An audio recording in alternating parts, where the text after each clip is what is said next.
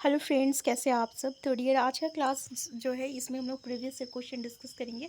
तो देखिए, अगर 6 to 8 के एनसीईआरटी का चैप्टर अगर आप तक नहीं देखे, क्योंकि हमारा जो भी सीटेट का क्वेश्चन रहेगा उसका टारगेट जो रहता है 6 to 8 की एनसीईआरटी की बुक रहती है, ठीक है।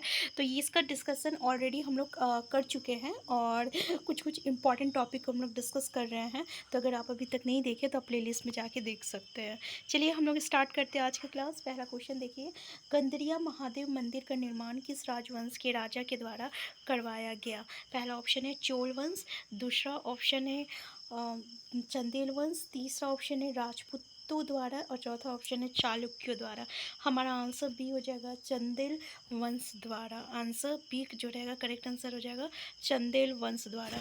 नेक्स्ट क्वेश्चन है, आप मध्य भारत के प्राचीनतम कृषि क्षेत्रों पर परियोजना कार्य की तैयारी कर रहे हैं।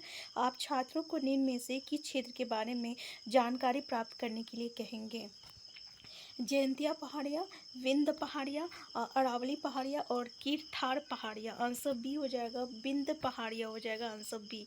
नेक्स्ट क्वेश्चन है, मुगल अपने मंगोल वंशीय संबंधदाता के स्थान पर तैमूर वंशीय संबंधदाता पर ज़्यादा बल महत्व देते थे, क्योंकि तो देखिए ये जो है टॉपिक हम लोग एनसीईआरटी में डिस्कस किए हुए थे, ठीक है। पहला ऑप्शन है आपका, वो अपनी पृथ्वी वंशीय संबंधता को वरीयता देना चाहते थे। नेक्स्ट है, तमीर वंशियों ने मंगलों को हराया था। नेक्स्ट है, मंगोल उज्बेकों से संबंधित है। नेक्स्ट है, तैमूर वंशज कवियों और चित्रकारों को संरक्षण देते थे। हमारा आंसर सी हो जाएगा, मंगोल जो है उज्बेकों से संबंधित थे। नेक्स्ट क्वेश्चन है, महात्मा गांधी ने शिक्षा में कारीगरी सीखने पर जोर दिया, क्योंकि पहला ऑप्शन है, देखिए यहाँ पे पहला ऑप्शन हो जाएगा ये वो बच्चों को पूरी तरह से स्वतंत्र बनाएगा। दूसरा ऑप्शन है, ये बच्चों को काबिल बनाएगा जिससे वो आजीविका कमाने में माता पिता की मदद कर सके। तीसरा ऑप्शन है, वो ये दिमाग और समझने की क्षमता को विकसित करेगा। नेक्स्ट है, ये गरिमा और आत्मसम्मान को वृद्धि की ओर ले जाएगा। पहला ऑप्शन ए और बी, बी और डी, बी और सी और डी, ठीक है। तो देखिए, देखने में तो चारों सही है, ठीक है। कारीगरी सीखने का ये अगर देखा जाए तो चारों ऑप्शन सही है, लेकिन हमारे पास ऑप्शन 2 दिया हुआ है और इसमें जो सबसे बेटर है ऑप्शन वो हमें फाइंड आउट करना है। तो देखिए, इससे क्या होता है ना, दिमाग और समझने यानी क्रिएटिविटी को कहीं ना कहीं विकसित करता है, ठीक है। तो यहाँ पे क्रिएटिविटी को इंक्रीज़ करने के लिए ये चीज़ जो है कारीगरी सीखने पे जोर दिया गया था और इससे जो है गरिमा और आत्मसम्मान की भी वृद्धि की ओर ले जाएगा।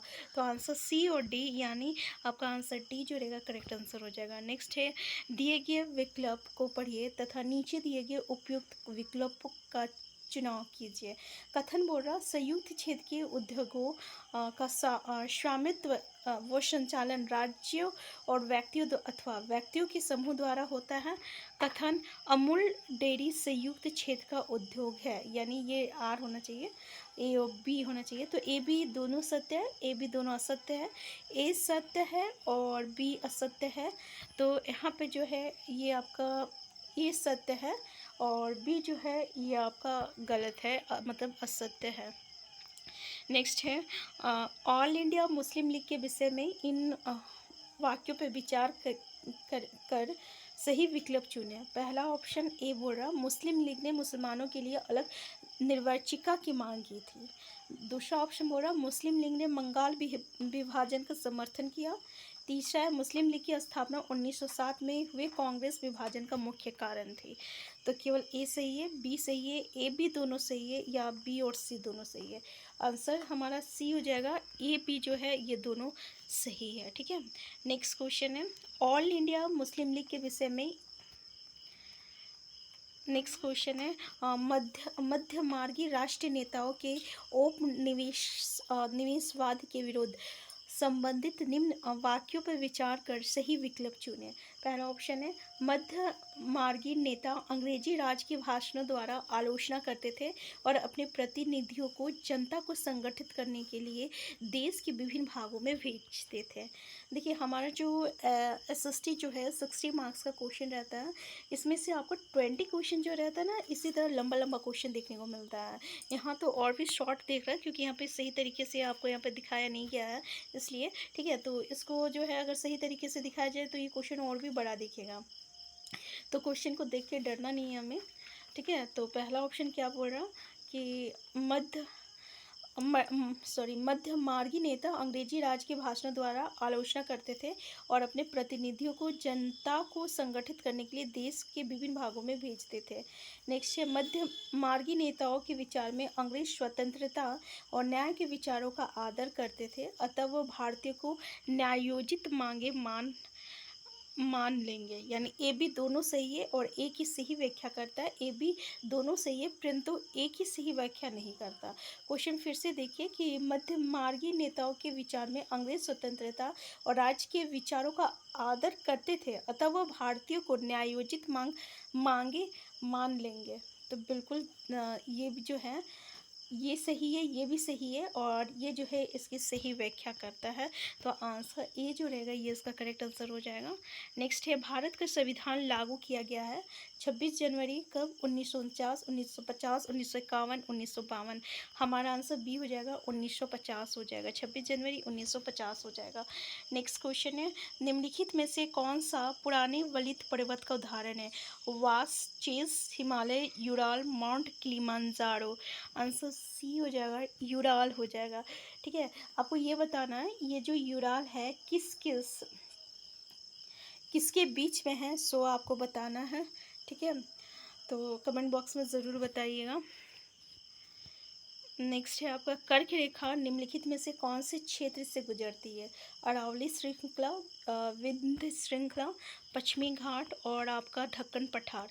हमारा आंसर हो जाएगा विंध्य श्रृंखला।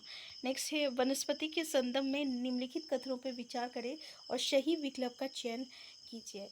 ए बोल रहा वनस्पति की वृद्धि तापमान और नमी पर निर्भर करती है। बी कहता है स्थान की जलवायु मुश्किल से प्राकृतिक वनस्पति को प्रभाव करती है।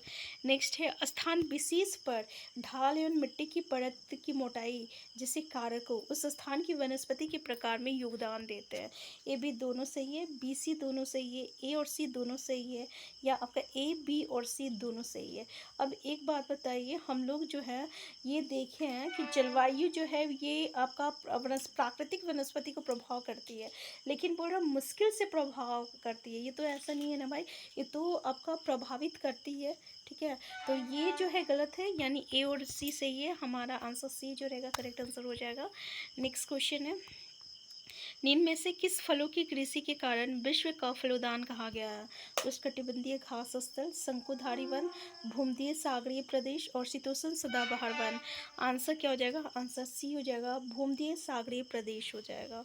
नेक्स्ट क्वेश्चन है, निम्नलिखित कथनों ए और बी पर विचार करें और सही विकल्प का चयन कीजिए। हिंद महासागर की तटरेखा तंदुरित और अनियमित है। बी बोल रहा तंदुरित और अनियमित तटरेखा प्राकृतिक पोताश्रयों और पतनों के लिए आदर्श स्थिति है। तो ए सही है जबकि बी गलत है, ए गलत है जबकि बी सही है, ए बी दोनों गलत है। पहला ऑप्शन है ए सही है जबकि बी गलत है, ए गलत है जबकि बी सही है, ए और बी दोनों गलत है। हमारा आंसर ए हो जाएगा, यहाँ पे ए गलत है जबकि बी जो है बिल्कुल सही है। ए क्या बोल रहा है? हिंद महासागर की तटरेखा तंदुरित और अनियमित है। ठीक है, तो ये जो स्टेटमेंट गलत है, और यहाँ पे तंदुरित और अनियमित तटरेखा प्राकृतिक पोथाश्रयों और प्रत्नों के लिए आदर्श स्थिति है। ठीक है, ये स्टेटमेंट बिल्कुल सही है, तो आंसर बी जो रहेगा करेक्ट आंसर हो जाएगा।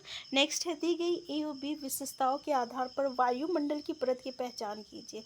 ए, इसमें ओजोन गैस की परत होती है। बी, ये बादलों एवं मौसम संबंधी घटनाओं से लगभग मुक्त होती है। देखिए, हम आपको बताए थे कुछ एफटी बताए थे, सीटेट का एफटी जिसको हम लोग कहते हैं सीटेट फैब्रिक टॉपिक। ठीक है, तो उसमें से ये जो हम लोग का वायुमंडल की जो परत थी ना, सबसे इम्पॉर्टेंट टॉपिक है, क्योंकि इस टॉपिक से हमेशा हमें सीटेट में 1 या 2 क्वेश्चन देखने को मिलता है। टॉपिक बहुत छोटा है, सिर्फ एक चैप्टर का है जिसमें कि 5 परत के बारे में बताया गया है। अलग अलग क्वेश्चन बनते हैं इसमें, जैसे कि पहला क्वेश्चन बोल देगा कि भाई इसको क्रोनोलॉजिकल ऑर्डर में ही जो है आप अरेंज कीजिए, पहला क्वेश्चन बनता है। दूसरा क्वेश्चन जैसे यहाँ पे कि बादल एवं मौसम संबंधी घटनाओं से लगभग लगभग मुक्त होती है वो कौन सी परत होती है, ठीक है। या तीसरा क्वेश्चन, ये ओजोन गैस किस परत में होती है, या मौसम संबंधी जितनी भी घटनाएं होती है वो किस परत में होती है। तो यहाँ से इस टॉपिक से रिलेटेड बहुत सारे क्वेश्चन पूछा जाता है। इसके अलावा हवाई जहाज़ उड़ने के लिए कौन सी परत उपयुक्त होती है, फिर आपका उल्का पिंड किस मंडल पे जाते ही जो है जल जाता है, रेडियो संचार किस परत में होती है, किस परत में ऊपर जाते ही जो है क्या कहते हैं टेम्परेचर बढ़ जाता है। तो बहुत सारे सवाल पूछ इससे अराइज होता है, और टॉपिक बहुत ही छोटा है, बस एक पेज का है, जरूर करके जाइएगा इसको। तो देखिए ये जितने भी फीचर्स बोल रहा ये हमारा समताप मंडल का होता है, ठीक है। तो हमारा जो सिटेट में है आपका जो हम लोग मंडल पढ़े थे इसमें देखे थे कि 5 परत में ये विभाजित होती है। पहला शौप मंडल है, फिर समताप मंडल है, फिर मध्य मंडल है, फिर ब्रह्म मंडल है, फिर बही मंडल है, ठीक है। तो ये था इसका क्रोनोलॉजिकल ऑर्डर। जिसमें से अगर हम देखें तो मौसम संबंधी जितनी भी घटनाएं हैं ये आपका शोभ मंडल में होती है, और ये जो समताप मंडल होती है मौसम संबंधी घटनाएं से लगभग मुक्त होती है, इसीलिए यहाँ ये जो रहता है हवाई जहाज उड़ने के लिए जो है उपयुक्त होती है। इसके अलावा यहाँ इसी लेयर में आपका ओजोन का लेयर होता है।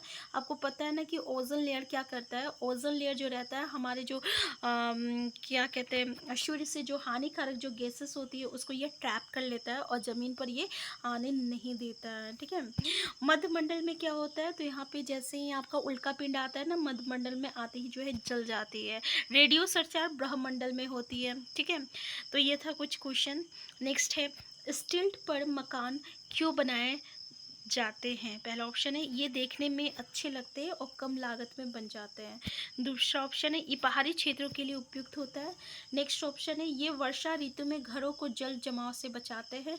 नेक्स्ट है ये गर्मी को बाहर रखते और ठंडे होते हैं। हमारा आंसर सी हो जाएगा कि वर्षा ऋतु में घरों को जल जमाव से बचाते हैं। नेक्स्ट है ईसा मसीह के 12 धर्म प्रचारक शिष्यों में से किस संत को भारत में ईसाई धर्म लाने का श्रेय दिया जाता है। Saint Thomas, Saint Peter, Saint Paul और सेंट फ्रांसिस। हमारा आंसर क्या हो जाएगा, सेंट थॉमस, आंसर ए हो जाएगा। नेक्स्ट क्वेश्चन है किस सरकार को आमतौर पर प्रतिनिधि के रूप में जाना जाता है। एक तंत्रीय, राजतंत्र, लोकतंत्र, अबदनता, लेसिस फेयर। आंसर सी हो जाएगा, लोकतांत्रिक हो जाएगा। नेक्स्ट क्वेश्चन है निर्मल एक नीलामी में 3 बजे जाता है और बड़ी मात्रा में सब्जियां खरीदता है। वो फिर उन्हें आसपास के सब्जी विक्रेताओं को बेच देता है। वो किस प्रकार का व्यापारी है। खुदरा और फुटकर व्यापारी, थोक व्यापारी, फेरी लगाने वाला और विक्रेता। तो उसको हम लोग क्या कहते हैं, थोक व्यापारी कहते हैं। आंसर बी हो जाएगा। नेक्स्ट है जब संविधान में केंद्र और राज्यों के बीच विधायी शक्तियों के विभाजन की रूपरेखा स्पष्ट की गई हो तो शासन प्रणाली को क्या कहा जाता है। संसदीय, संघीय, अध्यक्षीय और लोकतांत्रिक। तो आंसर बी हो जाएगा, संघीय हो जाएगा। नेक्स्ट क्वेश्चन है कक्षा में अध्यापक द्वारा भारतीय संविधान सभी व्यक्तियों की समानता स्वीकार करता है विषय पर चर्चा में कौन सा उदाहरण स्थान पाएगा। कक्षा में अध्यापक भारतीय संविधान, एक ही क्वेश्चन को लिखा किया है, सॉरी यहाँ पे रिपीट हो गया। विधानसभा मतदान के लिए व्यक्तियों का पंक्तियों में खड़े होना। दूसरा है खचाखच भरे हुए स्टेडियम में लोगों का राष्ट्रीय क्रिकेट टीम का मनोबल बढ़ाना। नेक्स्ट है सरकारी अस्पताल के सामने लोगों का पंक्तिबंद खड़े होना। नेक्स्ट है लोगों का सिनेमा के टिकट खरीदने के लिए पंक्तिबंद खड़े होना। हमारा आंसर क्या हो जाएगा, विधानसभा मतदान के लिए व्यक्तियों का पंक्तियों में खड़े होना। आंसर ए जो रहेगा ये इसका करेक्ट आंसर हो जाएगा। कि यहाँ पे क्या बोल रहा है, जैसे कि हम लोग एक स्टोरी की तरह इसको पढ़े थे ना कि एक नौकरानी जब वोट देने जाती है तो वो जिस लाइन में खड़ी थी उसी लाइन में जो है उसका जो मालिक भी खड़ा हुआ था, तब उसे इस बात का एहसास होता है कि यहाँ पे उसको समानता दिखाई देता है कि हम उसके यहाँ काम करते हैं और मेरा मालिक भी जो है हमारे ही साथ जो है वोट देने के लिए यहाँ पे लाइन पे खड़ा हुआ है। तो यहाँ पे जो है भारतीय संविधान जो है सभी व्यक्तियों की समानता स्वीकार करता है, ठीक है। तो ये जो रहेगा हमारा करेक्ट आंसर हो जाएगा कि विधानसभा मतदान के लिए व्यक्तियों का पंक्तियों में खड़े होना। आंसर ए जो रहेगा करेक्ट आंसर हो जाएगा। तो ये था आज का क्लास जिसमें हम लोग एटलीस्ट 20 क्वेश्चन को डिस्कस किए। आज की क्लास हम यहीं तक रखते हैं, नेक्स्ट क्लास में से आगे हम लोग डिस्कस करेंगे। चैनल में नए हैं चैनल को सब्सक्राइब कर लीजिएगा और वीडियो हेल्पफुल होगा तो लाइक शेयर करना मत भूलिएगा। Thank you.